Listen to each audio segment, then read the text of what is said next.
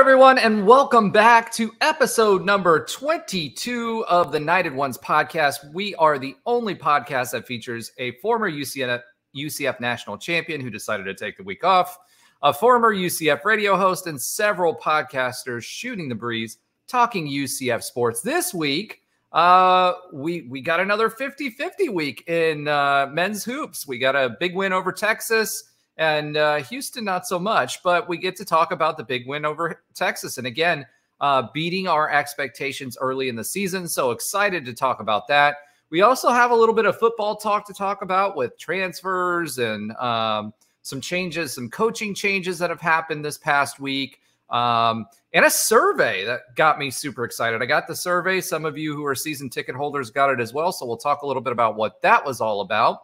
And then we'll talk about a little P4 turmoil. And one thing I'll ask everyone, I usually do this at the end, but I want to do this at the beginning. For those of you that watch and listen and everything else, we really, really, really appreciate the fact that you've chosen to spend your time with us. Do us a favor and make sure that you're, liking, commenting, subscribing. And, on the different platforms, like on iTunes or whatever, make sure you're giving us a review. And if you can't give us 5 stars, that's okay. We love 5 stars and we'd love you for it. But go ahead and give us some feedback on there and how we can improve, because it's really important for us to make the show better going forward. And ultimately, we're producing it for you. So do us the favor of making us better. And also, review, like, comment, and subscribe. And with all that being said, we're a little short-staffed this week. We've got 2 of our key players out this week, but we do have the rest of the guys. So let's start with Nobra, the producer. He's back this week, so our production quality immediately went up. Nobra, how's it going, bro? What's going on? What's going on? What happened to Hey Now? I did. I said it. No, you said what's going on. That's not Hey Now. I said as you were talking. Oh, okay. Yeah. All right. So you're trying to talk over. See, man, you're getting big for your britches. All right. No, bro, welcome back to the show. Glad you're back, bro.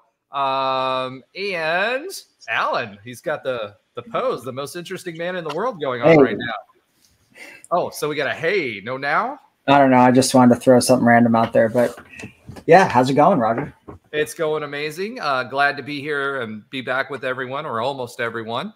And, it kind of throws me back to the other podcast we had going on. So with you, me, and Josh. So without further ado, let's go ahead and bring on Josh Lazar again.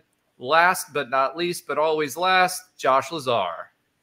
I have so much that came from that Texas game, and now I have a great introduction. That's something that goes on in our household. How dare you?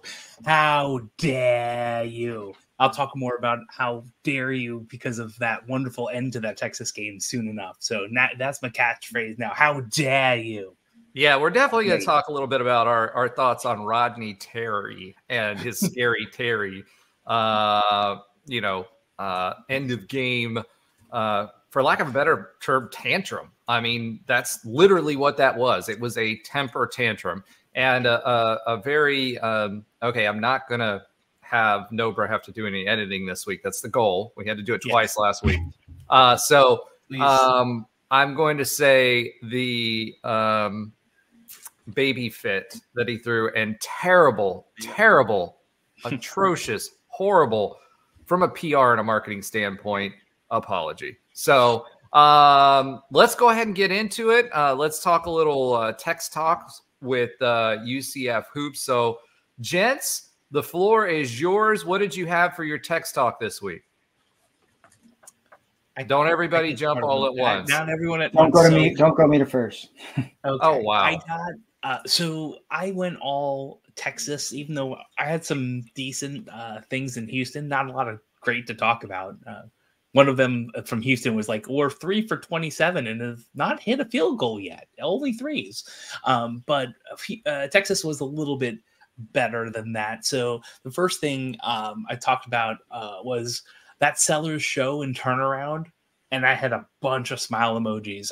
So I don't know if you've played basketball. I know Roger has. I don't know if Alan has, but like the show and then turn around, jump back is like very, very 90s old school basketball. I remember trying to emulate Patrick Ewing doing that, albeit a ton shorter, when I was playing basketball growing up. And yeah, I was going to say, like last week, Trey was missing a couple of inches. I think you were more than a couple of inches short of Patrick Ewing. That is quite possible. I think he's in about 7 foot, and I'm like 6'11", so that's great. So this is I was trying to do this with your heels on. You're watching live with your heels on YouTube. I saw the drink going up. I'm like, maybe. So that show turnaround, that was just beautiful. And I know the commentators on the program were talking about it too. It was like a throwback type of move that I even remember trying to do and actually could do halfway decently when I was younger. Not at that level, but against friends in the playground, yeah, I can knock that out. Also, and this actually, we've seen some conversations about this elsewhere too. I brought up during that game that DJ being the 2 for a bit of time and Shamari Allen taking the point is going to be huge for the rest of the year. And I absolutely believe that. If we can start getting a little bit of pressure, not like press, but like actual pressure off of DJ, sometimes off of Sellers. I mean, even Avery was walking up a couple of times. If we can get that pressure off and rotate them between having DJ be shooting or Allen be shooting guard, I think that'd be great. And I think that will probably be a progression as long as everyone stays healthy that we'll see in our upcoming games. So yeah, that's what's going on. All right. So I'm a little disappointed this week that you didn't at least pop one side of a collar because you've got a t-shirt on because that's what we do. That being said, yeah, we've been talking about that for weeks, how DJ does better when he's either on the bench or coming off the bench, or, which he only did one time this season, or gets the ball taken out of his hands. And we have the depth to do it. The Shamari, it's almost like you have to tell him it's okay for him to like really take the point. It's kind of funny. You see him go through the progressions before he gets comfortable doing that. And then, he can drive the paint in a way that DJ can't. So if you have DJ out there and, he and DJ just isn't getting it done, you put it in Shamari's hand, or he's being double teamed, or et cetera. Because you heard the Texas coach talk a lot about DJ before the game and say, "Hey, we're going to take him out, and focus on him defensively." Because he was averaging, I think, something like, 16, 18 points per game. DJ was before the Houston game. So. Actually, I think it was 20 points per game before the Houston game. So, it makes sense strategically. But to have another option who needs to step up when he's called upon and be okay with that, it just takes him a hot minute to get in gear. Alan, what did you have this week? So I had one being kind of shout out to the basketball team for covering the spread, someone had said that it doesn't look. We all know who the degenerate on this podcast is. Someone said, Alan, not looking good for your plus 17.5, but it ended up being good because I had him at 15.5. And then someone said, at least we can make history today being the worst shooting team since Idaho's 12%. So I thought that was funny, but we shot better than 12% by a small margin. Just barely.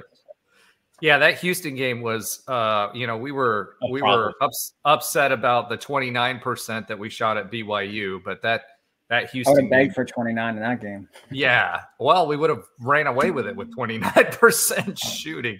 But we'll get into Houston a little bit more. But let's talk about Texas. And before we start with Texas, I do want to start with one thing. And for those of you that are YouTube viewers, bite it, Rodney Terry. Roger is doing a horns down. Double horns down. People of the internet, do double horns down. People of the internet, this is okay. we're used to doing this to that other team that really deserves it too. Well, I think it's okay for every UCF fan ever. There we go. Alan's throwing one up or down, throwing one down. But I think that, any person that doesn't like Texas should be able to do it. Yeah, I think like Texas, and it's only like a quarter of their fans or a third of their fans that really have a problem with it. But what's interesting is they're going into the SEC next year. And with them going into the SEC next year, you've got people in LSU roasting Gators before every game. You've got guys in Georgia that bark at kids of opposing fans. I mean, you've got trees being killed on campus at Auburn. And there's countless stories. That was so wrong. If they're going to get that butt hurt, and I'm going to use that word, if you're going to get that butt hurt about someone throwing a hand sign down, they're going to get eaten alive in the SEC. No, the SEC are just polite gentlemen waiting to applaud you for your efforts at the end of every game. I mean, that's what we all know the SEC as, right? That's SMU. That's not the SEC, so the wrong S to go there.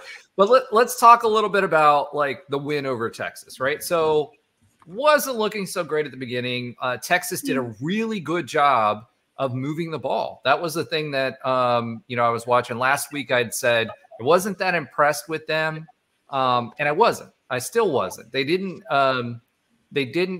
Their fundamentals in the basketball game were not something that I was scared of. But they moved the ball early against us, and because of that, they were able to get quick shots. So we actually went down again, and we were down 12 at the half. And I think at this point, we can confidently say that UCF is a second half basketball team.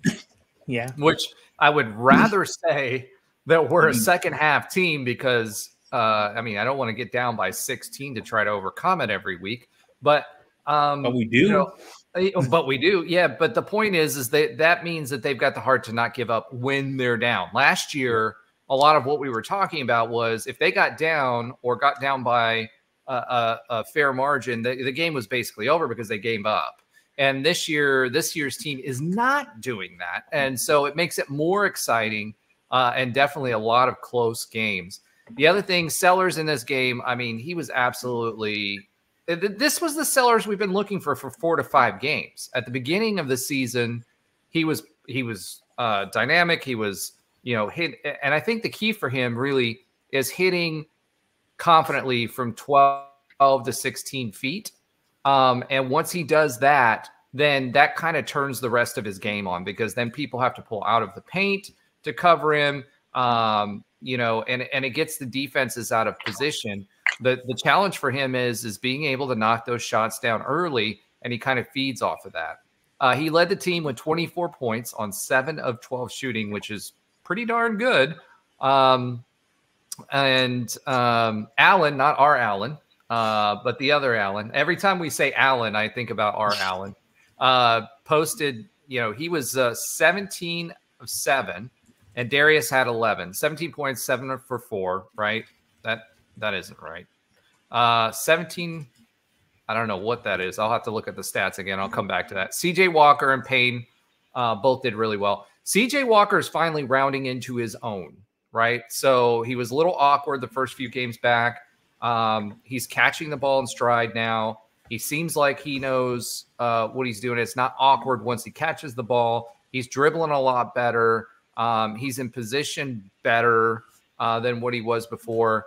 And we really, really need him because that athleticism that he brings is important on the boards. And what I love seeing in this game, which I didn't see as much in the Houston game, was that he wasn't hanging out at the three-point line trying to space the floor. He was in there fighting for boards and in there, in close to the perimeter or inside the perimeter, close to the paint. So love to see some more movement from him, especially offensively on cutting because that allows for spacing.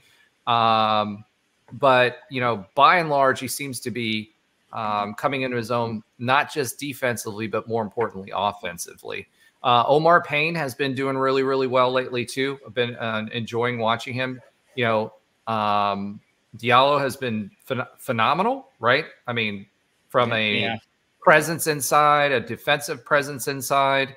But Payne is a good second option. And he's another one that I like to see off the bench because it keeps him from fouling so much early. That's the biggest thing with him. He's very aggressive on defense, and he fouls a lot. Shooting, UCF shot 50% from the field. Amazing. If you shoot 50% of the field, you've got a chance at winning the game. Not like 29% or 12, 13% or, you know. Hey, we covered while shooting 14 or 15%. I don't know. Well, that just speaks to the defense, and we'll talk about that in Houston. That's fair. And then 12 for 15 on free throws. We were hitting our free throws, which, again, we did not do against Houston. We went back to shooting 50% at Houston, which was ridiculous. But Shamari Allen missed like 4 in a row, which is very out of character for him. We out-rebounded. And here's the big thing for me. What I've seen us do the last 4 games is we've done really, really well on the glass. Against Kansas, we did really well. Against Texas, we out-rebounded them 37-22, 12-4 on the offensive glass. So we're getting second chance opportunities, and that's really important if you are behind. You know, if you're behind and you take a shot, well, you lose the possession, you lose 30 seconds off the clock. If you can get that offensive rebound, then you can, you know, really get back into the game really well without losing all of that time. That means you have more opportunities to get into the game, along with our ability to create turnovers. Then, you know, 34 points in the paint, and we all know how it ended with Terry. So, you know, offensively looking at this game, we obviously put it together second half. Our defense kept us in the game until we started catching up in the second half, and we just shut them down. They couldn't do anything that they were doing before. We didn't have to switch defenses. We just locked down. So that's the exciting part for me because we've done it in different ways in previous games. Josh, what are your thoughts? So I agree with all of that, and I think that it feels like there's a turning point in some of these games, whether it's Shamari like driving hard to get an and one when we're about 13 points down or so, whether it's Diallo turnaround floater in the Kansas game, when these games where we're pushing and pushing, or how about that dunk? Yeah, where he basically sat on the leading, the best defense, best defender on Texas's team, and he had to go out with back problems because he dunked over him literally and landed on his back on the way down. I mean, you know, I don't like seeing any. If this was not a clean show, I'd be talking about where in the shorts Shamari's shorts were positioned when he was on that dunk. But this is a clean show, so we won't mention that. I don't like any student athlete or any athlete getting hurt. I don't, and he already had back problems, which didn't help things. But you're right. It's like there's these pivotal moments, and sometimes it's either a team puts their foot on the gas and they just go Houston, Kansas State, or sometimes it's just, you know, we get back and chip back behind if we shoot well. Like BYU is that kind of intermediary, right? We if we got over the hump in that game and shot halfway decent, we were winning that game, but we didn't. And their team was very, very, very consistent. So to me, I feel like that Texas game, you can kind of even feel it as a fan watching it, if you had an easy time watching it, because of course the Longhorn Network is something we all pay for, right? But that is just, I know. Oh yeah, I know you're being facetious, but I want to make sure everybody else knows none of us pay for the Longhorn Network, and we're not going to. And I think it goes away after this whole contract with the SEC thing too. But I just feel like in that game, there was this momentum over time that kind of built up after they get, you know, a little bit punched in the mouth right early, but you can see it slowly going. But when we start putting our foot on the gas, when we do similar, but maybe even a tighter defensive, not scheme, but like people are actually putting their arms out to defend and remembering it, not slacking down when they are doing this, yeah, right. When your hands are out, when you're actually bending with your knees and getting down, that's when tip balls happen. That's when you deflect passes. These were the things that they started doing even more and locking into towards the end of the game. So those are the things I want to continually see. And listen, if we lose when we lose games, it's going to happen. We're not going to win out. But if we keep seeing this effort we've seen since that Kansas game, and there was effort at the Houston game, that's just a team. Like, that is a team. And I still think at home, and we talked about this in Tech Chat, at home, I think we have a shot. But it's I think it's more than a shot. We'll talk about that in a bit. But I think I'll say this. The effort's there. The effort is there, and it's solid. And this is all we've been asking for all of our major teams: football team, basketball team, the women's team had an amazing effort and almost got a great win on the road too. These are the things that fans want to see, and I think we're seeing them, which is great. Yeah, so for me, it's turnovers, right? When we keep it anywhere between 12 and below 15 turnovers, we win a lot of games because our defense, is so potent that we have a good shot at winning games. Alan, what did you think of the Texas win? I mean, this was pretty monumental. It's Texas. It's, a big deal. It may not be big deal. Terry said, hey, act like you've been there before. Well, guess what, guys? We haven't been there before. This is our first time playing Texas, and we played them at home. And this is our first time in first season in the Big 12 in a P5 league. That's a lot of firsts. Yeah. You're going to get excited. I'm excited. I'm excited now just talking about it. And at the end of the day, Scary Terry, know your lane, bro. And we'll talk about that in a minute. Go ahead, Alan. I'm sorry. I think everything you said is absolutely right. No, I think everything you said is absolutely right. I mean, it is a monumental win. We beat Texas. They're a pretty darn good basketball program. And to beat them on the road for our first Big 12 road win, I thought was really impressive. And the fact they were able to come back, down 12 at halftime, had a deficit late in the fourth quarter, were able to keep it together and get the win was just, I think hats off to them, not just resting on their laurels after the Kansas win. I think that kind of win already, quote unquote, made the season. And for them to not just kind of live off that win and go out and get another big win against a really good Texas team gave me hope for the rest of the season. I once again, defense led the show, but we shot well. I think I put in the show notes from free throw was one of our better shooting games from the charity stripe all season. So I was really impressed with that win, and it made me feel like, okay, we can cobble together some more wins, and the Kansas game wasn't just an outlier. Yeah, I agree with that. And it's funny because you talk about free throws, and as a former player, watching DeMar Langford, love the guy. He's got a lot of energy. I think his free throw shooting is actually holding him back, right? I think he'd be in on the floor more. But it's almost like watching Charles Barkley hit a golf ball. It's so awkward and goofy, or Shaq trying to shoot a free throw.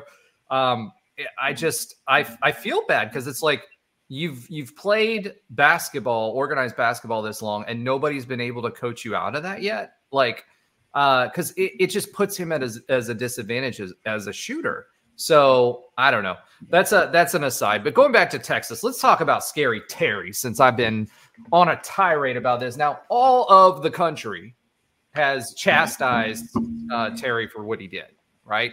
They all had, it was a great PR move for UCF, right? I mean, everybody was talking about the win and how it was treated and like looking at UCF, in a positive light and, all of this fun stuff. And he got absolutely lambasted, and rightfully so. Not only did he chastise the players in the line, he cursed at them. He was cursing up a storm, and not a lot of people talked about it, but it was S-word this and blah, blah, blah, and all that stuff. Bro, act like you've been there before. This is P5 basketball, collegiate basketball. You do not curse in the handshake line at student athletes. That was more immature and showed less maturity on your part than anything that the student athletes did with the horns down. I'm sorry, bro, but you took a big L on that one. And then you followed it up in the interview.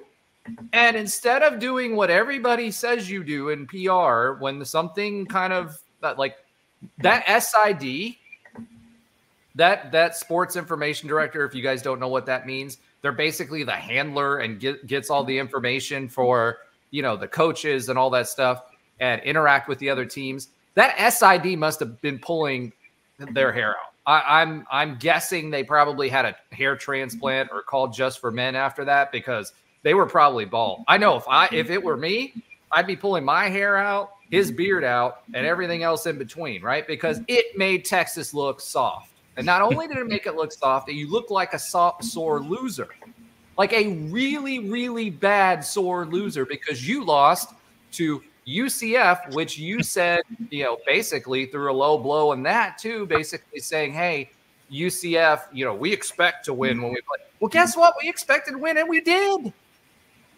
Like, I expected us to win. I talked about it last week. I said we were going to win that game. Josh didn't think so. Nope. But I did. Nope. And so did everybody else. Glad Texas, to be wrong. This is not their best team. Yes, they did really well last year. Yes, they brought a lot of people back, but they have not been playing well this year. So, Terry, supposedly everybody loves you and has a lot of respect for you. You disrespected yourself. Okay? Then, a couple days ago, you come back with this half-hearted, half-bleaked, apology, which, again, the University of Texas has a storied history. 100% agree. There's a lot of respect for their athletics program. They have the most money. Their donors throw a lot of money at it, right? There's a reason they are a top program and a top brand. But guess what? When you lose, act like you've been there before, bro, because you have this entire season. Take your L. Don't yell. Don't curse at our players, right? Just don't. Just don't do that, because you embarrassed yourself and you embarrassed the University of Texas, and you made it worse in your interview, and you made it worse with that half-hearted reply. Just let it die. Just let it die. All right, I'm done. Boys, what were your thoughts on Scary Terry? Yeah, I've kind of been there. I actually have been there recently. You're playing some type of athletic or relatively athletic event, and something doesn't go your way, and maybe one time or two times you let it fester, and then all of a sudden you're just exploding. I think this might have been brewing for a little bit. I don't think has anything to do with the students and what they were doing per se. I think as soon as they're up 16 the first half, or even 12 at the half, going into halftime, it's preaching, get put your foot on the gas, get it to 20, let's pull these guys out and get the bench in, later in the game. And again, UCF was picked a bit last, right, by everyone in this conference. So it doesn't happen, the lead doesn't grow that big. And then, 10 minutes to go, it's not chipped at.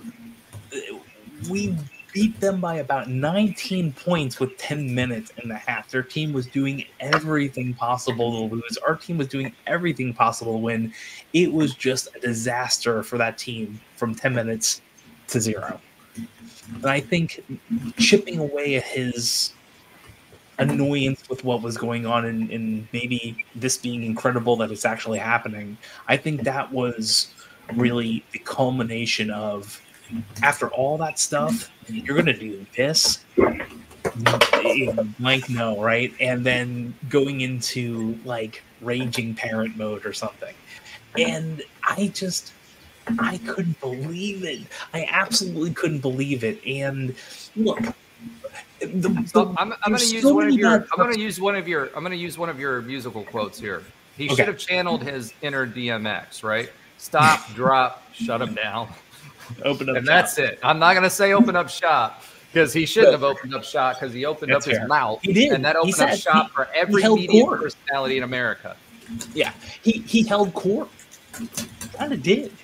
I mean, that's the reality of it. And if you when you're in it, you don't know the nuances. But forget what Mark Daniels was saying about what the students behind him were talking about all game. Let's ignore all of that, which you shouldn't, but okay.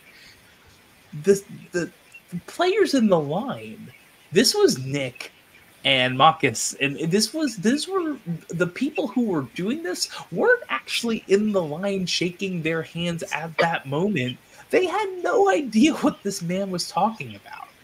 So the whole thing was horrible. They took a huge L, and I mean, it was everywhere. It's something big is happening with UCF when my neighbors text me about it. And my neighbors what's going to be funny is I just can't wait for all the memes next year when they're in the SEC and they play somebody. So if he's still the coach next year, they're going to get eaten alive. All right, Alan. A few more L's, and I don't know if that's going to happen. Yeah, I mean, it was super childish in my mind for him to, first of all, the beauty of college athletics is the pageantry, and like doing the horns down is just part of like anti-Texas Longhorn culture. Like Oklahoma, Baker Mayfield, all these thoughts go through my head when you see that. And like, come on, it's part of sports. Like that's part of college sports, is the rivalry and the pageantry of it. To get all butthurt, like you said, about, us doing it is ridiculous. We won on the road and horns down. Like, look, if one of our rivals beat us and there was some sort of sign for it, I'd expect him to do it just like we do for USF. I mean, I don't understand. We don't say USF here. We say cows. I lowercased it in my mind, so okay. It's even. Right. So yeah, I mean, like when we play them, I always do that, and I'd fully expect our rivals to do that if we had some sort of hand sign. So for him to get all emotional over it seems a little ridiculous. When how many times have you had to see that in your career at Texas? So I think it's like Josh said. I think there was something else there. Maybe something's been brewing. I don't know, his whatever it is, whether it's personal or on the court, he's tired of. He was mad about the loss, whatever it is. So, but I'll always do a horns down if we're playing them and we beat them. We have reason to boast. So everybody's going to do it now. I mean, they should, and the SEC will be merciless doing it. So yeah, it's in Oklahoma's. It's in Oklahoma's fight song, right? Yeah. So at the end of the day, what it boils down to is, to your point, I could buy that, Alan, if it was in the moment. And maybe even the interview afterwards, but then to come back later in the week and give a half butt thing, you've had time to think about it. Your handlers have had time to talk about it. Listen, I get it. Texas ruled the Big 12 for a really long time, and that's part of the reason Missouri left and a lot of those other schools left was because of Texas, right? They even got it into as a penalty in football games if you throw the horns down. It ain't your conference anymore, bro. You're done. You're finished, right? I mean, look at it from the fouling perspective. 14 fouls versus 13 fouls, right? Guess what? You think the Big 12's giving Texas any preference anymore? No. All you did was hurt yourself. You looked bad, and the last thing you want to do is put a magnifying glass on a loss to UCF if you're fighting for your job at Texas. Think about it. Think before you speak. All right. That's all I'm going to say about Scary Terry. Let's go ahead and move on to Houston, which was scary for a different reason. So Houston versus UCF basketball was what we expected to be, which was a dogfight. I mean, literally, it reminded me a lot of the old Cincinnati teams. Houston was very physical. We were very physical. I kept saying in the text thread, when were the referees going to take control of this game? CJ Walker had stitches within, I don't know, the first 4 or 5 minutes of the game. He had to leave because he got bowed and he got stitches. And they let it go on a little longer, and then they started calling the fouls, right? It was absolutely ridiculous and mayhem. They still let them play for the most part. But they did throw some fouls in there to kind of figure that out. UCF's defense, one of the best performances I've seen them all season. 100%. Yeah. And they played man most of it. They didn't play a lot of zone during that. We got a little press in there. Both teams were not scoring. Both defenses were doing really well. You know, and at the end, I think we got so much in our head, we didn't have enough opportunities when our pockets weren't picked or we weren't getting blocked. I've never seen a UCF team get blocked that often. Yeah. Where we got in our own heads a little bit and we were just ice cold. They switched up defenses in the second half and we actually played better against that defense. We got more open looks, but we could not knock anything down. I mean, when you're getting 3-pointers from Scylla, right? You got 2 3-pointers from Scylla. And who was the other one that got 2 3-pointers? That was a big, I can't remember who it was. But anyway, when Scylla's dropping more trays than what DJ is or Sellers is or anything else, you know you got problems. That being said, this was a fun game to watch. Like, UCF was in this game the whole time. And this is the number 5 team in the country. That's no excuse. We don't do moral victories around here. We played good enough defense to win. Our offense just didn't. Yeah. We could not penetrate. You know, we were one thing that does drive me nuts about DJ is he likes to hang out for 10 seconds at the top of the key before he actually initiates any of the offense. Well, nobody was moving. You know, it just was not good. And they were getting beat up and no fouls were being called. I can't blame them because literally every time that we would go into the paint, I'd say probably 4 of those blocks were fouls that just weren't called. Yeah. I mean, at one point I saw one of our players, I don't remember who it was, get thrown across the floor. No technical called. Nothing called on that. Are you kidding me? And then DJ gets one like right afterwards, right? Was that? Yeah. It was ridiculous from that perspective. However, you know, I enjoy physical games, but when it's to the point where neither team can score because it's that physical, and we were doing our own. I mean, we were hand checking. We were doing, you know, extending our arms above. There was one that was called that probably could have been called a technical where I think it was Omar Payne extended his arm, hit the guy in the face. You know, that could have been a technical right there, but it wasn't called. So good on the refs for somewhat calling it the same way, right? But it just, you know, what we did wasn't enough. And granted, again, when you have that kind of game, the way that you do that is you dribble into the paint and you draw fouls. Unfortunately, they weren't being called. So we stopped doing that. So you can't really blame the team for that. I wouldn't, you know, I know people are getting frustrated, you know, with that kind of stuff, but I'm sorry. You know, that wasn't on the team on that one. Yeah. I talked about it earlier about effort. And let's talk a little. I was going to say, I love this overall effort, and I can't say it enough. This is what we want to see. I don't care if we lose. I do, but I get losing to these top teams, right? And good teams that are we're all beating each other up. But keying in on that effort thing is huge, because this game we're going to talk about that's coming up, maybe by the time that you might be listening to it, dear viewer, we might have won or lost already, but we're going to talk about that and how involved and necessary that's going to be to whatever we're going to do this season, and maybe deeper if we do well.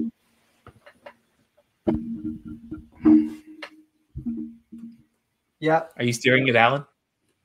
That's true. I mean, I'll say this, every team has their strengths, and we know that UCF basketball strength isn't the offense, and it's obviously the defense, but there's just no excuse to shoot 16%. I mean, our leading starter scored 5 points. The entire starting lineup combined for 2 field goals. I mean, I don't care what you did on defense. I don't care if you had one of the best defensive games of the season. There's just no excuse to play like that in offense. You're never going to win, especially against the number 5 team in the country with those type of numbers. I mean, I don't know what happened. I get we're going to regress to the mean both ways, whether it's we're going to shoot better next game, or if we shoot really good, we're going to shoot worse the game after. But that is just way below average. So that was just a pathetic performance. I mean, I can't believe the fact that they're even in the game shooting like that. They actually, most of their, or I think it was close to half of their points came from free throws, which kind of tells you the story there, especially when we're not really a great free throw shooting team either. So that was just an all around bad performance and definitely a letdown after the Texas game. But that being said, going to Houston, playing them, I think Ben said it on a recent podcast that, we I forgot where I was going with that, but anyways, that was just overall just kind of a bad shooting performance. You got to put it behind you, and hopefully, we show up for the next game and play better. But it was definitely a letdown after the big win over Texas. So, this season feels like it's going to yo-yo a bit, but I still have hope for some of the home games that we have. It's just going to be, can we do it on the road? Because that's obviously where we've shown we don't play well. We got blown out by Kansas State, now blown out by Houston. So we got to be able to get some road wins, especially in a conference like the Big 12. Yeah, and I think we can. I think this game at home is going to be completely different. If we play the defense that we played there at home, I don't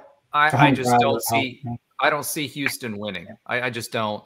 They ended up shooting 34.5%, but for a while there, they were right there with us. We were 7 for 44. 7 for 44. I feel like 15.9% field goal shooting. It's almost hard to do to shoot 7 to 44. It's like that's historic levels of poor shooting. That's like dropping the hoop like 2 or 3 feet, and you have the 10-year-olds or 6-year-olds going after it. That just doesn't happen. It's and at the same time, we kept Houston under 60 points, right? And for the vast majority of the game, right? So when you keep an offense under 60 points, you've got a good chance of winning the game. Now the final score was 42-57. Let's be real. We scored some garbage time points, maybe five garbage time points. This was a 15-point loss. But at the same time, 4 for 21 3-point shooting. Cryer had not made a shot in 3 games, but all of a sudden lit us up for 5 or 6 3-point. I think it was 5 3-pointers, right? The rest of the team only made one. He shot 50%. So it's like, it wasn't because of the defense. The guy just had a great night. You know what I mean? And unfortunately, one player having a great night was really the big difference, because none of the rest of the team was scoring. Houston was not scoring. So, again, to your point on the free throws, we were 24 of 33. We were at the charity stripe 33 times. That's a lot. We shot 72.7%, which is right around where our average is. We didn't do too bad from the free throw line. They were 11 of 16. They got 68. But what you just saw there is, we were talking about fouls not being called. Imagine how bad they had been mugging our guys if we got to the charity stripe 33 times and they weren't calling much early, right? So 41 rebounds to 42 rebounds. Houston is known for their rebounding prowess and offensive rebounds. We did well there. We rebounded them offensively 11 to 10. Defensive rebounds 30 to 32. Solid. Assists 5 to 12. You don't get by with 5 assists in college basketball.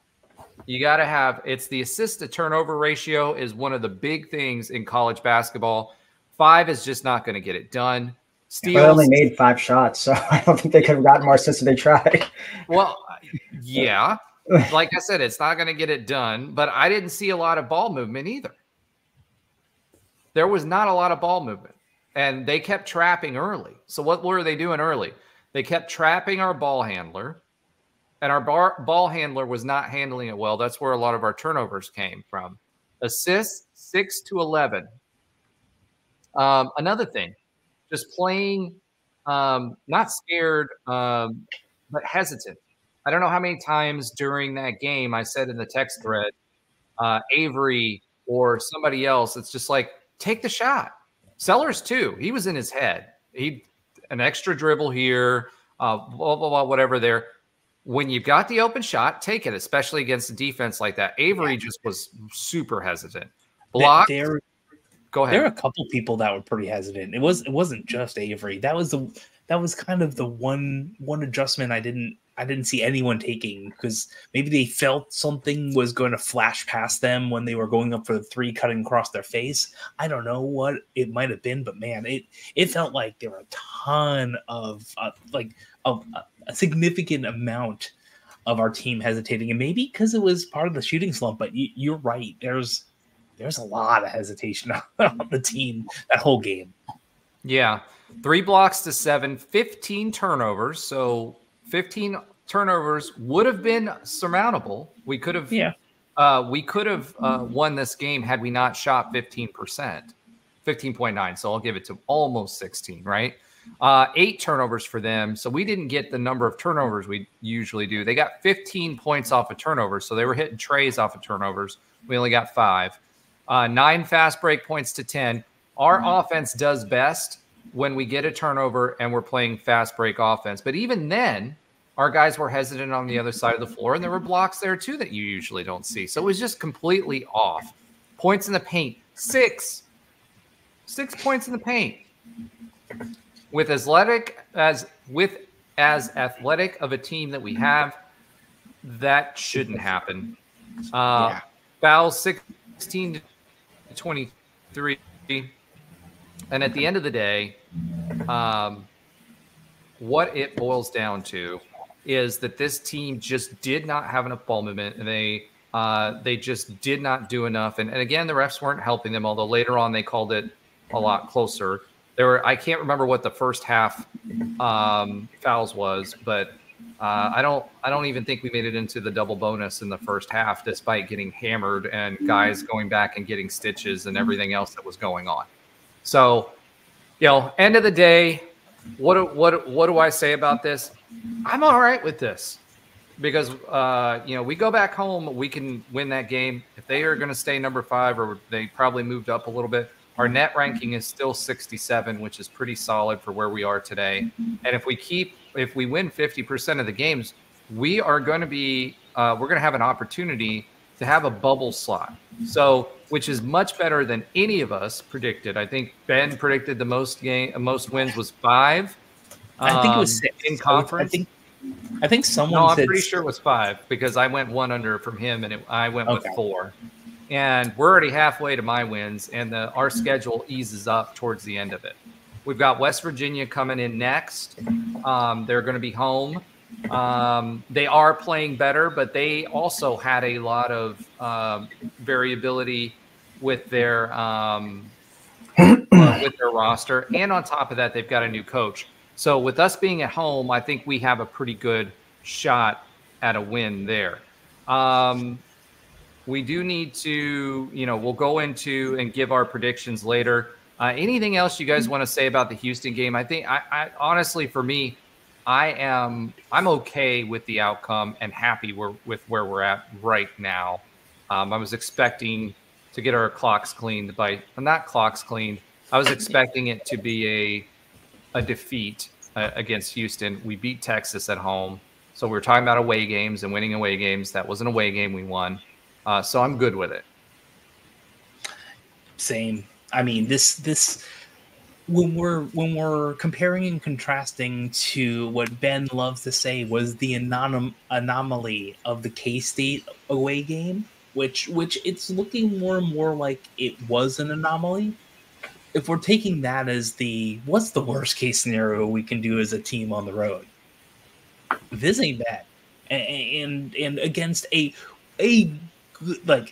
Final Four team, Elite 8 team like this, Kelvin Sampson coach team, like Do I like losing? Absolutely not. But if there's a level of expectability of losing to a team that is ranked in the top 5, I feel like this might be it. I would have liked just kind of what Alan was saying. Like we need to shoot and score a little bit more.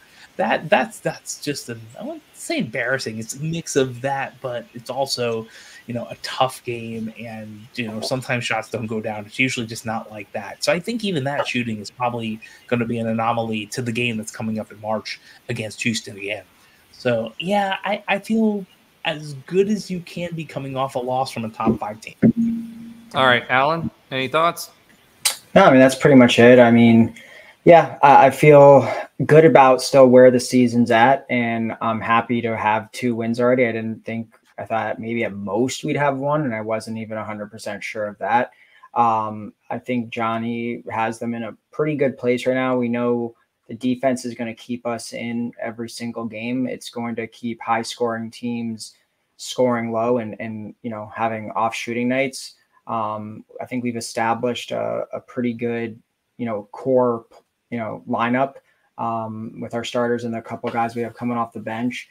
And, I'm excited to see how it plays out. I think you're right. The schedule does ease up a little bit. So we have a chance to pile up a couple wins here and build some momentum for the rest of the season. So, I mean, I thought going into this, there was a less than 0% chance we could go dancing. And now, like you said, there's a possibility we could sneak in with one of those at-large bids. And at the very least, I mean, should an NIT bid at this point be an expectation, or are we getting ahead of ourselves? It feels like it's trending that, but it is still pretty early in the conference season. I 100% agree. I think we're getting a little bit ahead of ourselves, but it's something I don't think most fans would have thought after losing to Stetson and getting blown out by K-State. Like, that's not even in the universe. We're now back down to earth, and maybe that's a possibility. Absolutely. Yeah, I totally went on a tirade against after the K-State loss, and quite frankly, rightfully so. I mean, that performance was pitiful, and if that was the expectation going forward, it's weird though. We had that K-State game, and then we lost that Baylor game in football, our first Big 12 game in such heartbreaking fashion. So I don't know, but talking about Baylor football, and not specifically about Baylor football, but talking about football, let's get into a little bit of football, because we do have some things to talk about from the football side of the house. No, look at that. Look at that. He's right. See, I last week I had the wrong thing up there for half of the time that we were talking about it, and then switched it up. This is why we need Nobra, the producer. So keep me on the straight and narrow, and you guys unconfused. All right, so let's talk about UCF football talk for this segment. UCF, big news, got a late transfer from linebacker Ethan Barr from Vandy. He's a 6th-year guy. He's going to be a 1-year guy. Someone that we were after and we were pushing pretty hard. He ended up committing elsewhere. That coach left, and all of a sudden, Ethan Barr is a Knight. So linebacker, again, is one of the areas we identified that we need the most help with. So it worked out pretty well. Alan, do you have anything on Ethan as far as stats and whatnot, and his size? I know you do, so I'm going to let you take the floor a little bit. Yeah, I mean, guy is 6'3", 245, pretty big guy. He's played a significant role at Vanderbilt the past 4 years, pretty much from his freshman year.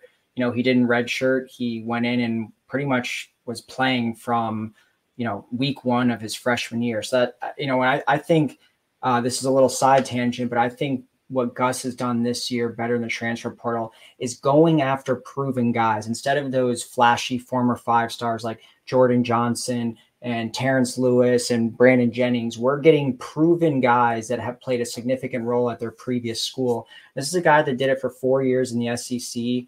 Smart guy, has been like all academic team a couple years. His sophomore year was his best year. He had 85 tackles, 4 passes deflected, and 3 picks in the year. Actually was the leading linebacker for tackles in the entire SEC that season. In the last 2 years, he's put up nearly 100 tackles combined. had a couple sacks, a forced fumble. So this is a playmaker, someone like you said that we wanted it, and literally had just committed to a team that made the national championship in Washington. So clearly, other teams saw his talent, and we got kind of lucky there with the coach leaving for Alabama. So this is like a guy, like you said, that we've been targeting, and I feel significantly better about the linebacker room. Already, I think it's better than last year. I mean, when you talk about really the only productive guys were Jason Johnson and maybe Walter Yates, now we have 3 or 4 guys that played significant roles on their team last year. And Barr is really, going to be one of the leaders of that room. He's been a leader at Vanderbilt now. I don't think he was a captain, but he was, one of the leaders in the linebacker room. And he's been, close to an all SEC player. And, last year had another productive year as a senior. So we're going to get him here for his 5th and final year after a lot of reps, and a guy that can come in and should be a starter and a big contributor from day one. Yeah, I think the big thing to your point about the linebacking core is the size. We upgraded our size, our run stopping ability. That was huge, and obviously an emphasis and a focus for Gus and everybody who was involved with recruiting. I do feel a lot better with someone like that anchoring the defense. And, it was Vanderbilt, but it's still SEC experience. And to your point, you've got a linebacker who's picking the ball 3 times in 1 year. That's a solid performing starter. And when someone comes in here like that from an SEC team, he's expecting was going to go to Washington at the time where they were, to your point, just was in the national championship. That person's expecting to start. So I'm expecting to see a lot of minutes out of Ethan Barr, and that's going to be a name that you're going to know as the season progresses throughout the year. So excited about that.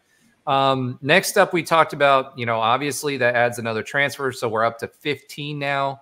According to On3, and some of these transfer portal rankings are kind of all over the place, but according to On3, we are now top 10 in the country in our transfer. We talked a couple weeks ago about, how, we talked a couple weeks ago about what our rankings were and how we'd upgraded and, NIL value and all of that stuff. And clearly, we have upgraded. So excited about that. UCF, and this is big news. So this one we're going to talk about a little bit here. UCF hired a new defensive coordinator, former UCF coach for about 3 weeks, Ted Roof, who coached with Gus at Auburn on the national championship teams. And obviously he's kind of like a journeyman defensive coordinator. He's been all over the place. But most recently he was the defensive coordinator at Oklahoma. So, that's a pretty big deal. One, it's the DC from Oklahoma. If he was good enough for Oklahoma, he was getting paid a lot of money. I know that he's still getting paid money from Oklahoma off of his contract, which allows us to take him on the cheap. But more importantly, to me, is it gets us some experience for Addison Williams. So Addison Williams, we said this entire time, great recruiter, up and comer, very highly sought after coach, very, very well thought of.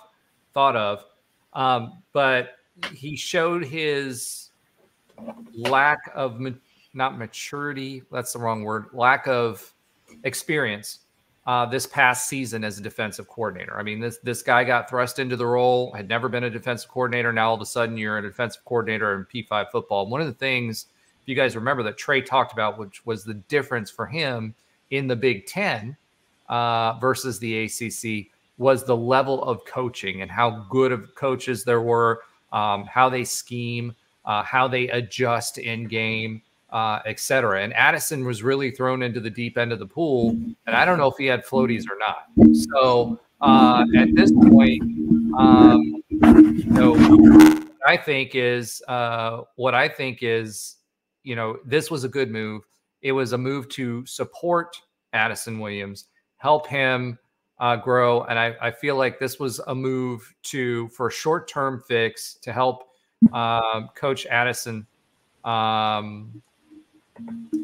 Coach Addison Williams get better at what he's doing. So now Addison Williams is listed as co-defensive coordinator and associate head coach. So wasn't really like a lateral move, wasn't really a bad move for him. I think it was just recognizing that he needed some help, and Gus, obviously, by keeping him, feels strongly still about Addison Williams, and obviously for the recruiting game, he's been huge for us the last few games. So I think this is a good move. It'll be interesting to see who, if it truly is a co-DC type role, who takes the lead.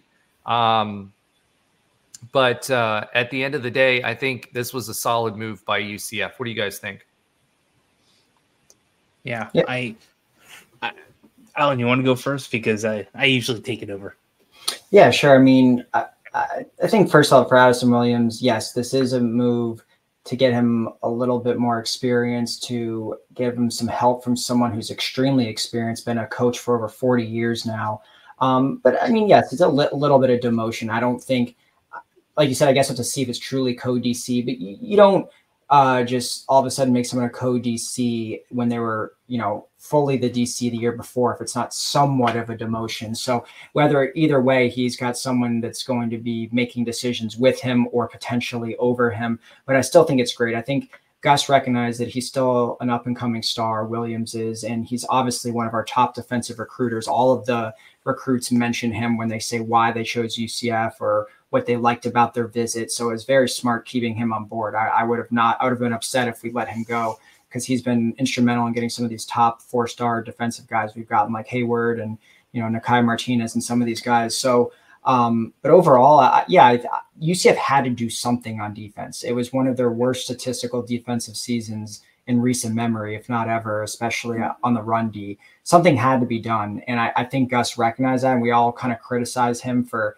never making changes and being stubborn. Well, this was a good move. And yes, it may be someone that's been around for a while and, job hopped every 2 years. He's been at like 50 different schools, it seems like. But, there is the connection to UCF, and then there's the connection to Gus when they coached together at Auburn, when they won a national championship, as when, he was the DC, Roof was. So I think overall it was a strong move because UCF had to do something defensively different. And this is a guy that's been a Broyles Award nominee. He's had a top 25 defense on 3 different occasions. He's had a top 25 run defense with 3 different teams. So this is a guy that's done it multiple times, been at the top with a national championship, coached some really good defenses, for some schools that are known for defense, like a Georgia Tech and Auburn and stuff like that. So, and obviously still relevant if he was just coaching at Oklahoma, a team that was top 25 for most of the season. So I feel good about it because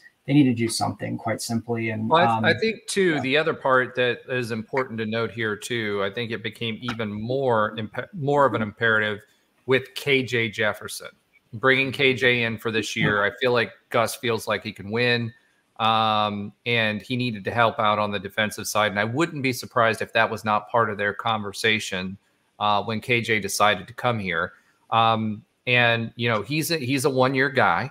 He's got 1 year left. And this is his opportunity to make an imprint for his future NFL career. So I think that, if it wasn't going to happen before, it was definitely going to happen after we got KJ Jefferson. So, I agree. I think this is a solid move, but I don't agree that it's a demotion. Obviously, if he felt strongly enough about him, and his ability to bring in someone else, he needed to learn. But I feel like it's less about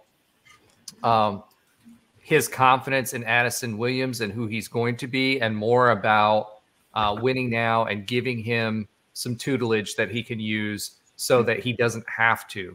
There's no doubt about that part. Yeah, of course. Yeah. So go ahead, Josh. I was going to say, we had another podcast. We talked about business for a while, and it was this 3 talking all the time. If you're the owner of a company and you see a talent that's going to do a lot of amazing things at your organization. Don't you give them the tools they need to succeed? And I feel like this is kind of that.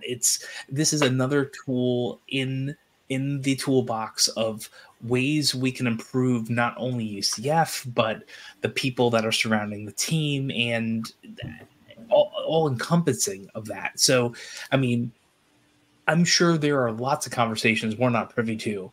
I don't think Addison Williams is having that much of a problem with this. And I'm hoping, just as someone who wants to build and grow and will probably end up, might be a head coach at some point and probably has those desires, the more people that you're connected through, the more people that you've had influence from and around, the better other organizations will think you are. Scott Frost had a lot of that before he came here. Like, he's learned both in the NFL and in college football under a bunch of big names. And well, yeah, I mean, he had Chip Kelly that he learned from, when he was at Oregon.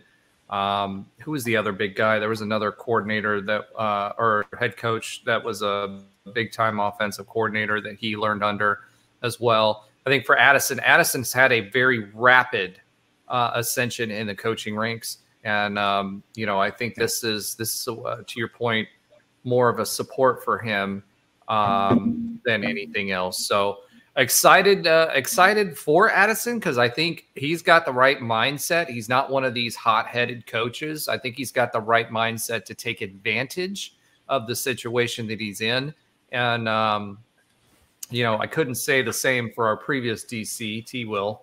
And I think this is going to be ultimately good for him. Okay, so let's kind of shift gears, but not. Grant Hurd was also he was truly let go and is no longer with the team. UCF didn't even announce it. I'm assuming out of respect to Grant. And there may be some other coaching movement afoot when it comes to that. But Grant Hurd no longer with the team. I know he was a big recruiter. So you heard him a lot. But did he also coordinate special teams as well? No, I don't think so. He did not. No, so it's interesting, even on ucfknights.com, like, he's still there, but his email is UCF football recruiting at athletics. So it's kind of, it's there, but not. So isn't Brian Blackman the special teams coach? That, I think you're right. I think it is Brian Blackman. I was hoping it was Grant Hurd. But Brian Blackman, that's another guy. But that's a different story. We won't talk about that. Grant Hurd, unfortunately, no longer coaching in the position he was coaching before. All right, let's talk a little bit about survey. I'm going to ask you guys. You guys are both season ticket holders, as I am. Did you get the survey from UCF about some of the upgrades? It was, to me, more than anything, and yes, I took it, and it was rather long.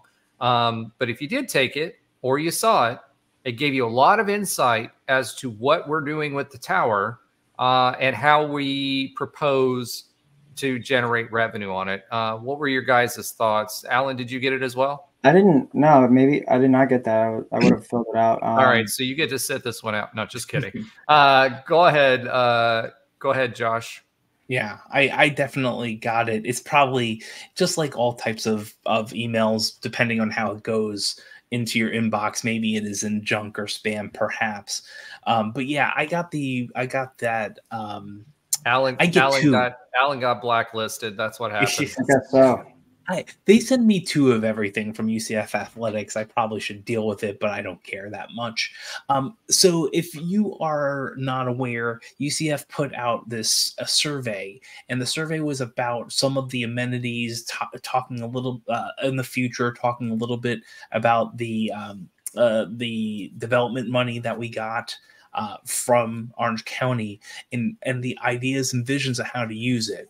And it was detailed. Like, it gave it went through, who are you and kind of what type of season ticket holder are you? Where do you currently Are you going to buy at different pricing points? Correct. And it gave ideas of what other teams do in these type of amenities, for everything from like full suites to outdoor suites with shade and covering to existing things. Like they talked about the I think they were trying to figure out if people move out of the corner seats in the top of the stadium or the field cabanas, if they have, people to fill them after they do that. But they were basically figuring out what the new tower should look like and what that can feel like and what was your desire for that. And if it was too expensive at the first dollar amount of ticket, they would lead you down the path to lower pricing. It was really nice. It was a really good survey. It definitely showed a lot of things that could be potential. For those of you who don't mind blowing $2,000 to $4,000 a ticket for football, those are about the ranges for some of the lower to maybe mid-level stuff, up to like, here's these 16 seats that you can get for $30,000 or $50,000, like for the big donors or groups that get together. So it was really, really good. I liked a lot of it. One of the things I actually think has a lot of potential, and I feel it has a lot of potential. As many of you may know, like the Citrus Club and the club atmosphere that they have in a lot of downtown organizations where people go to eat and people conduct business is a thing at every single town, pretty much, or big city in the country. UCF is thinking about something like that called the Liftoff Club, or at least that's the project name, where there'd be a one-time fee and a monthly membership. But if you are a part of these clubs, usually there's a food fee. You have to spend money in food every single month. There wasn't a minimum on that. Which was kind of nice. And the idea would be there's a meeting space, it's available. I think the really cool parts would be like potentially for away games to have meetups. That was interesting. But truthfully, that's something I'd probably pay for. I think there's a lot of potential business to be conducted on campus, and there are a lot of people either on campus or in Research Park or in the surrounding communities that don't have a really good fine dining option. I mean, high level fine dining option. I mean, there seems to be a lot of potential there, because one of the things they were doing is a really high end dining service too. So I think there are a lot of great potential ideas out here. And I hope that it really, I hope they run with many of them, because they're going to sell out every single suite they get. I don't think that's going to be as much of a problem.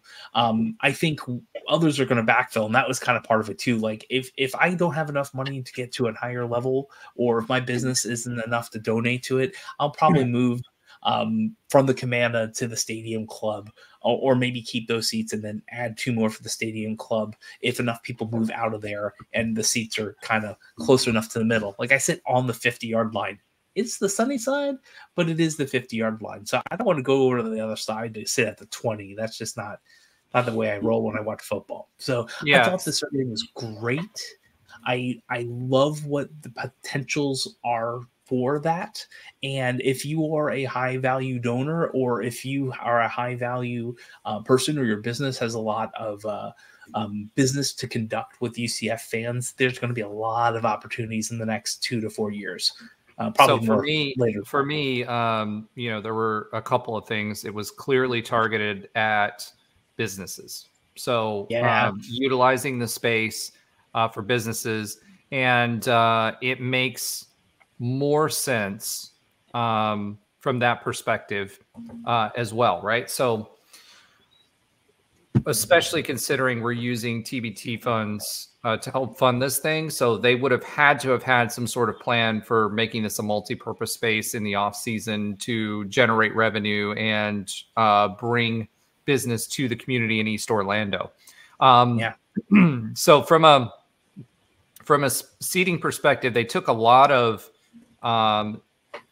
a lot of different ideas. They used examples and images from other club areas around the country to kind of show you the look and feel of what they're going for, different setups for the spaces. TCU was one that they utilized. We know that they did a lot of work to talk with TCU. We knew that before on how they use their space. But the major changes that I noticed was, obviously an enhanced club experience, more clubs, right, on the west side. Looking at the folks that are, doing the stadium cabanas up in the up on the sides of the tower, and transferring them into, they had these like corner seats or groups of seats. So you had, your traditional club where you have 16, 20 people that can fit in there. Then you had like these corner seat areas, which were like mini club areas that had like the awning cover in the corners, but didn't have like a full covered air conditioned box. And, they were looking at, okay, would you be in at this price for 20 people? Would you be in at 16 people at this price, etc.? They were asking what amenities were important. So was it Wi-Fi? Was it seat service for having people bring, food out to your seat? There were a lot of different things that they were looking at from an amenity standpoint. And then the tower itself, the Liftoff Club, as you mentioned, Josh, that was 100% targeted towards, businesses and folks with businesses, and having a club area, being able to have a high-end experience when you're conducting business. A lot of it, that went anywhere from $2,000 to $5,000 for the club down payment at one time, and then various monthly payments anywhere from $100 to $300. They were talking about different events too. Would you be interested in wine tastings, high-end wine tastings there? If they brought in chefs, high-end chefs, and doing, a food or thing for high-end chefs. There was a lot of different things that they were proffering and using as ideas for this that made it a multi-purpose space. They were also talking about a tailgating experience, different tailgating experiences. One of them was using the lazy river, as we affectionately call it. Using that as a tailgating experience and how much you would pay for that. The open area that we saw with all the greenery, having that as a tailgating experience as well. So there was a lot of different things that they're utilizing it for. And for UCF football, I think they were very, very smart and gave a lot of insights that can generate revenue out of this new space. So excited about what they're doing there and what the potential is there. It's going to be a nice space. It's just a question of where the demand is. I saw much more of this is what we're thinking about. What's the demand for each type of use? And then what's the price sensitivity for that demand as well. So they were trying to get a good understanding of that as well. Okay, so that's all I had there. Basketball also, by the way, did unveil the new basketball areas, and those looked pretty awesome as well. So I was excited about that. All right, let's go ahead and transition to, since we are in the P4, we don't have Trey this week, obviously, so he's not yelling at a cloud. And we don't have any student education this week. But what we do have is we want to talk a little bit about the comings and goings of the P4 this week. So as we are now part of said P4, and we kind of mentioned this in the past, the ACC turmoil that's going on. It's kind of like faded into black, but there's some more, information on the horizon. FSU is trying to get out of the ACC and limit their price. There's been a lot of different arguments, with regard to the ACC not, sharing or having an availability of the actual grant of rights, which people have requested it and received copies of it. They've also, talked about how all of the contract negotiations went down. And more recently, we found in that not only does ESPN have a look in 2027, they've also got an ability to just walk away from the contract, which is interesting with the timing of everything that's going on with FSU. And then, as a sign of the times with everything that happened with Oregon State and Oregon, Washington State and Washington, with Washington State and Oregon State being left in the conference, the University of North Carolina system actually put something in place which protects, essentially doesn't allow the schools to make their decisions on conference affiliation anymore. So essentially, if you're looking at it, and people need to understand a little bit about universities, there's university systems, and then there's universities that standalone, right? And the standalone universities can make those decisions on their own. If you're part of a university system, then there's a board of regents, right? And then there's a higher level of that. You saw that with Alabama and what happened with UAB, right? And their conference affiliation. So you basically, the state of North Carolina has hamstrung and tied at the hip North Carolina and North Carolina State at this point. So if one moves, if one moves and was left behind, then it would leave them at a disadvantage, especially if a team like FSU left and the conference collapsed, and they didn't want to hurt the school in their university system. So they're basically just saying, hey, UNC, if you get an offer and you can't take NC State with you, or at least an equivalent offer for NC State, you're not going anywhere. So very, very interesting stuff that came out of that. But, the ACC has sued FSU. FSU has sued the ACC. We've never seen anything so blatantly open. Most of these things have been done as backdoor deals, and everybody knows where they're going. FSU had to have some sort of assurances, I assume, to make this kind of move. But it is a mess in the ACC, and it looks more and more like, and if I were ESPN, I'd walk away from that deal because they're completely unstable over there. Tobacco Road no longer owns the ACC, and the biggest brands have all talked openly about leaving. So I think, we've joked about it. We've been quasi-serious about it. But what you're watching is the dissolution of a conference in public, which has not happened before. What are your guys' thoughts on that? Yeah, I mean, it's just the state of college football right now to me.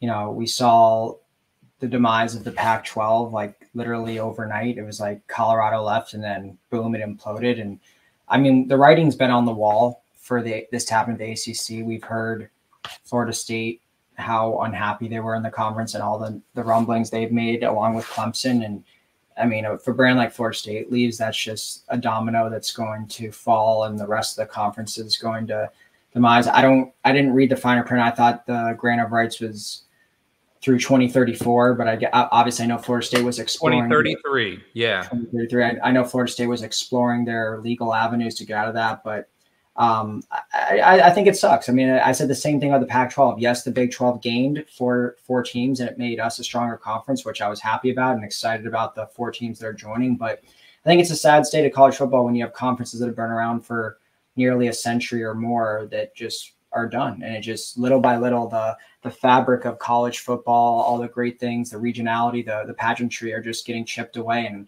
I personally don't like it. Like, I understand the business, I understand it's money, I understand that probably makes the Big 12 stronger, at least in the short run, maybe. But and we look a lot more stable than the ACC does. But if you let me choose, I would say I wish we still had the Pac-12, and I wish we were to keep the ACC, because I like the regionality of college football and rivalries that have been around for decades to stay intact. But that's the state that we're in now with college football and college I wish we would have been in the Big 12 a little while longer and gained our footing before all this stuff started going down. That's what I'll say to that. Go ahead, Josh. Yeah, I'm just going to yes, and Mine.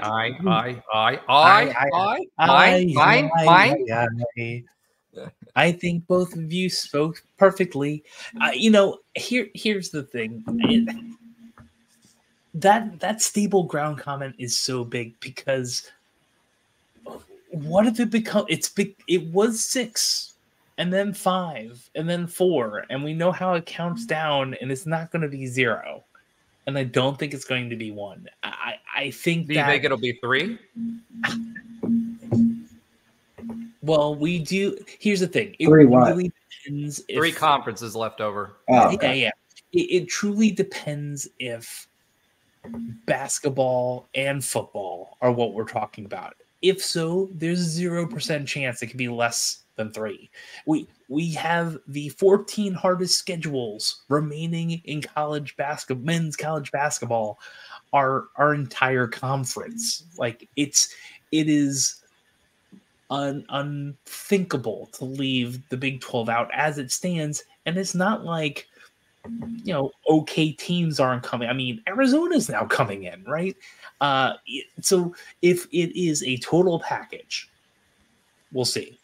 Now, if we have a couple of years as a new conference to build up just a football only part of it, I think we might have a say there too. It's not like Texas have been world beaters for 20 years. They did great this year, but it's about media markets. It's about media markets, and there's a reason Big 12 why. has some big media markets though now. What's that? So Big 12 has some big media markets now. Yeah, like Houston and Orlando and Dallas. Yes, and because I don't want to say but, right? I want to say and because SMU was in Dallas for a long time, and we see how good they were as far as media markets. But I think it's more about brand consolidation. I've been beating this drum since probably 2017, 2018. It's about brand consolidation. And the one thing that worries me about what you said, Josh, where you said if, and I'll put a qualifier on this, if they separate football and basketball, I think we're already going down that path. One of the first things that Brett Yomark said when he came on board was, we need to figure out ways to monetize basketball more. Now, at that time, we were thinking, hey, this is forward-thinking Brett Yormark, coming in, and he's a basketball guru, and he's trying to make the Big 12 worth more.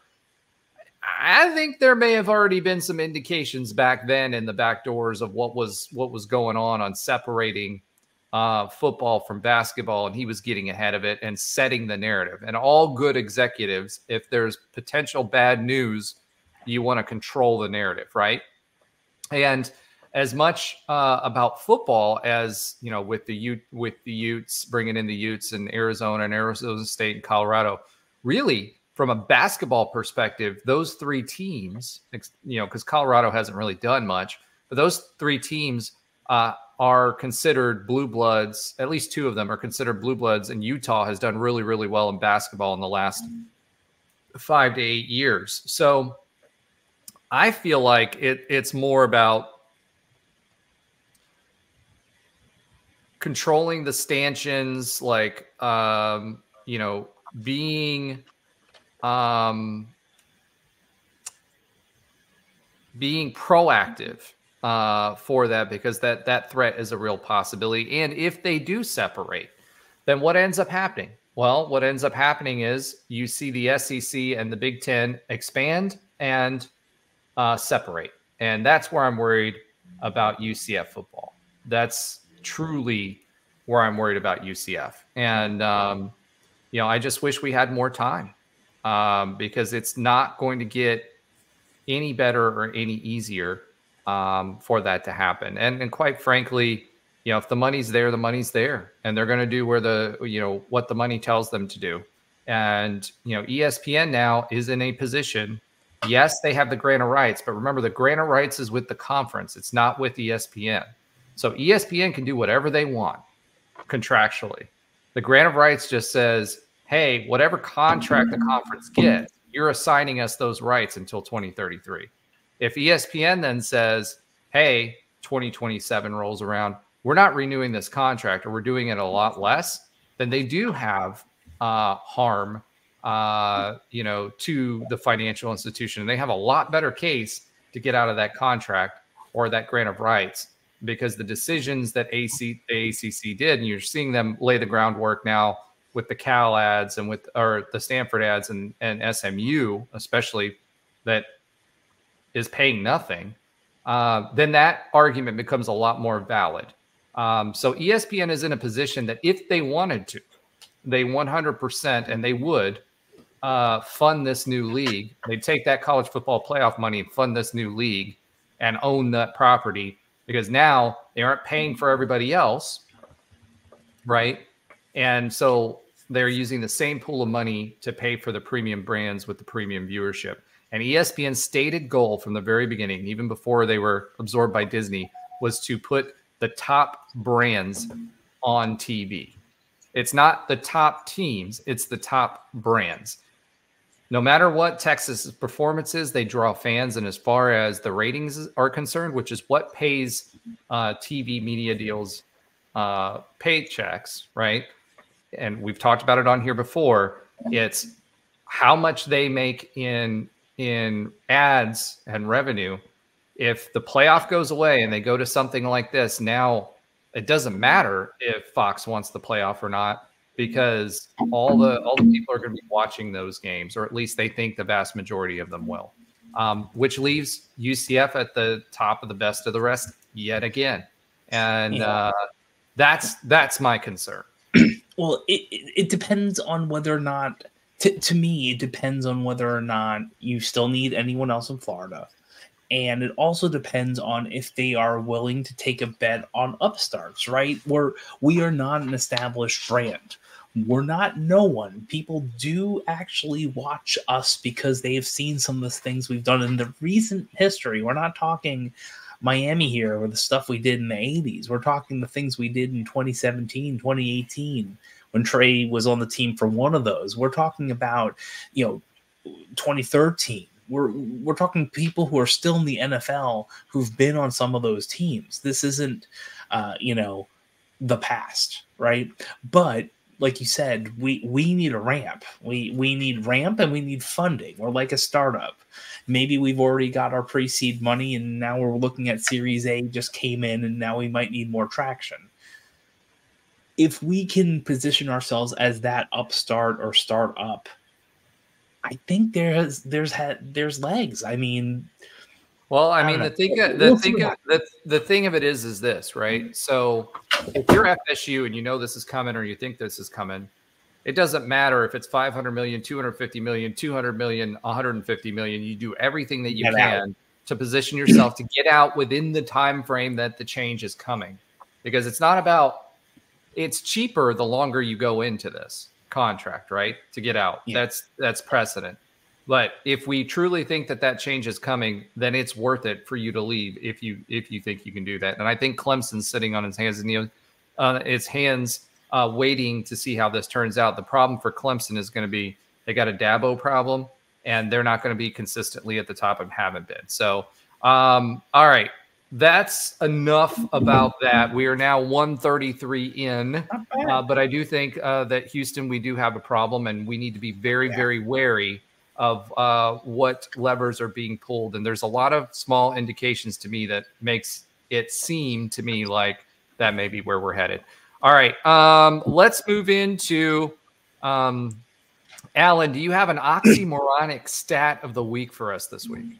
I do, and it has to be about the free throw shooting.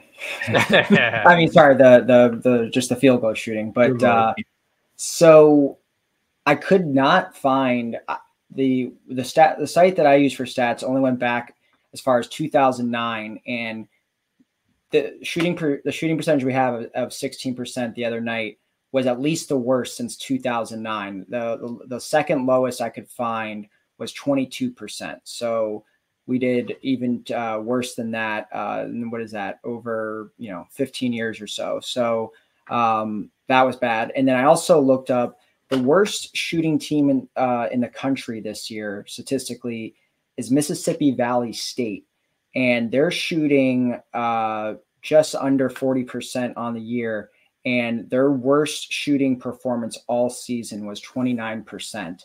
So I'm going to take a guess that this was the worst shooting performance in the country of the season so far.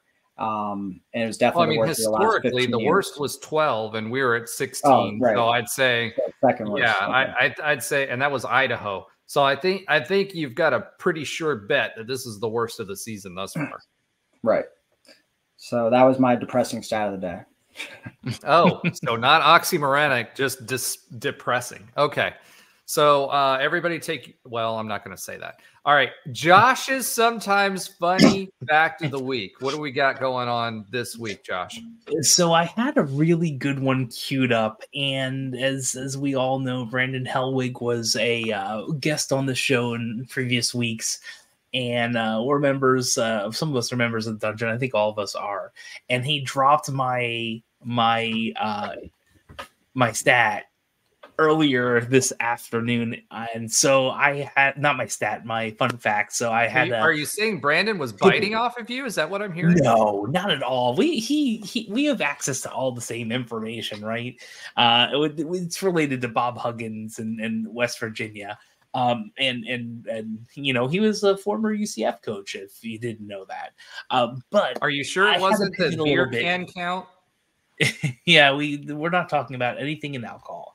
What we are talking about, though, is a little bit about something related. So just hold on hold on to your seats. John Denver has 2 songs that are state songs, meaning a state legislature has said this is one of our state songs. And 2 of those, he only has 2 songs that are in state legislatures that were voted as state songs. And those 2 states are in the new Big 12. What are those states and what are those songs? They're both in the Big 12? They're both in the new Big 12. All right, so I'm going to say West Virginia. That's the obvious one, talking about hoops this week, and the song is? Mountain Mama. Not the name of the song. Do you know the actor? I mean, no idea, dude. I know I can sing along to the chorus, but I have no idea what the name of the song is. Okay, what's the chorus? Really, Josh?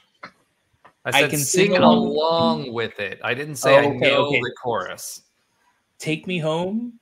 Country Road. Okay, there you go. So that's one. Now, what's the other one? Where I Belong, West Virginia, Mountain Mama. Yeah. Okay. There you go. You got it. So that's one. What's the other one? I thought this one was kind of interesting. It's obvious when you hear it. But isn't it Colorado? It is. Now the song I have no idea, but I know it's I knew it was Colorado. I don't know the song. Was it Yellow? Was it? No, not Yellow Rose. I'll give you a couple seconds. I thought no, just give me a hint, bro. Nobody wants dead air on a podcast where we're looking confused. So it's about the tallest thing in the state of Colorado. Rocky Mountains. Yeah. Okay. I'll give it to you. Rocky Mountain High. That's fine. Yeah, there it is. Rocky Mountain High. Yeah. All right. So cool. The couple of things that I thought were interesting. I mean, the West Virginia, they sing it all the time at the football games and everywhere else. So I thought that was a good tie-in to the basketball game. But when I started looking up more about John Denver, I was going to go his actual name, which is a tough one. But I wasn't surprised that he has 2 songs that state legislatures have made like the state song, because he has a bunch of songs. You know, well, he has a bunch of songs about like ecosystems and so. Sunshine on My Shoulders and Calypso and all. Yeah, he has a ton of great music. And if you haven't listened to John Denver recently, no matter your age, take a listen. But when I saw that Colorado was also there, I'm like, that's a good Big 12 tie-in. So that is the sometimes funny fact of the week. All right, great. Well, that leaves us, because we're down 2 people. That leaves us with our quick update on UCF Sports. Josh, take it away. Oh, you got to see. Listen, I have to. You got to give me more time. That's all I'm going to say. So the quick update on UCF Sports, we have the UCF women's hoops. They're down to 0-6 in Big 12 play. They narrowly lost to number 12 Baylor, and that was a close game. Most of the game, they were actually up at the half. They had their third quarter. Baylor made a push, and they kind of couldn't get back from that in the fourth quarter. They lost 77-74 on the road. Men's tennis, they stay unbeaten with a 6-1 win over Georgia Southern after beating Northern Texas 5-2. Now, women's tennis are started their season with a 4-0 sweep over number 20 Georgia Tech. We talked about this last week, how they had ranked teams just to come right off the gate, and they did really well there. So we're doing pretty good in most sports. Women's hoops needs to step it up a little bit, but I have a feeling they need. We've said this before. Year. Women's hoops is like this close.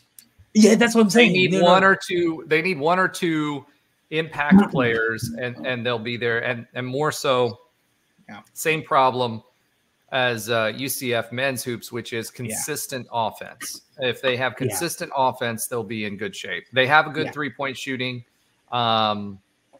They've got some bigs. They're just not consistent. And it's just kind of the same thing. I feel like given another year, we've already seen progression and growth from year to year. And again, the Big 12 is not a slouch of a conference in most sports, if not all sports. So yeah, I feel we're generally doing pretty good. Awesome. All right. Well, guys, and gals, that will wrap it up for us. You got a quick show this week, an hour and 41 minutes. Just because we're down 2 people, so we didn't get to get their opinions, but we will miss them, and super excited to get them back. I am excited to watch this West Virginia game. I'm expecting a dub, and looking at them, understanding that they have kind of been thrown together. They are getting back their number 1 offensive threat this week, of course, when we play them. But I'm not worried about, because he's a 5. And we've got a lot of, great players in our front court. So I'm expecting us to be able to handle that handily, plus him getting back into the rotation. We saw that with CJ Walker earlier this year and getting the groove. I don't think they're going to be able to run the offense through him consistently like they did before. They are playing better. They do have a brand new head coach. They do shoot better than us more consistently, but our defense, I think, more than makes up for that. So let's talk about that really quick. Who do you got for the win, Alan? Go UCF. Go UCF just because it's UCF, or you think? No, I do. I think it's a game we can win. I feel like since you're a degenerate, are you going to bet on UCF or not? What is the spread? Is the question. I don't know, because I don't bet. I only look at the spread right before the game. Let me see if I can find it really quick. Josh, you do your prediction, and I'll see if I can find it. So yeah, if you want to grab it, I just had it up too. So I should go opposite what everyone is saying. It really should happen. I agree, because you thought we were going to lose to Texas, and we won. Yeah, and we won, right? Are you going to this game, by the way? That's the most important question of this podcast right now. I feel like I might. I don't know. I might take my daughter with me. We'll see. I don't know yet. Maybe she balances your bad juju. Maybe that's what that'll. I wish you would. I wish you would. I mean, I don't know. I can't go to a few games in the coming weeks, some big games, because I'm going to be doing some business travel. So I don't want to go to men's and women's basketball games and not see a win this year. So the answer is to be determined, but I'm probably going to be there, and I do think we're going to win this game. It's West Virginia is not, interim coach, Bob Huggins issues, not doing so well generally, but the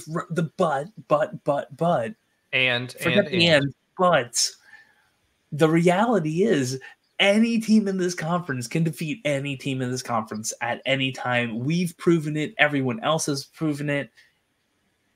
But I think we're going to win this one, and I think it's going to be something like a 9-point win. Yeah. Also, just to add it, so the spread is UCF is actually favored 7.5. So I do think UCF wins this game. This is one of their quote unquote easier games, even though we've all talked a million times. The Big 12, nothing is easy. But funny enough, this is, I don't know if we mentioned this, but West Virginia's losses, Kansas State, and their wins, Texas and Kansas. Thought that was pretty interesting. Very similar. So yeah, I am legitimately predicting that we win the game though. Awesome. All right. So I think we're all in on a win. So, excited about that. Nobra, did you have a pick, West Virginia or UCF? And are you muted? You're muted. Can't hear you, bro. UCF. UCF. All right. So we're all in on UCF to win. I'm excited to watch this game. And, I do think it's a dub. And, as long as we keep going 50-50 ball here, I feel really, really good. And again, at the end of the day, I feel like we are better than what we expected. So everything is a bonus, right? So even if we go 50-50, if we go, win 50% of our games, or even if we win 45% of our games, or even 40% of our games, that's still better than what we expected. So, and it makes for an exciting season, which is what I was looking for, not getting blown out. So with all that being said, have a great week, everyone. Remember to like, comment, subscribe, recommend, give us feedback, all of the good things, and go Knights and charge on. You guys are so what do you excited think of the how dare you? What do you think? You like the how dare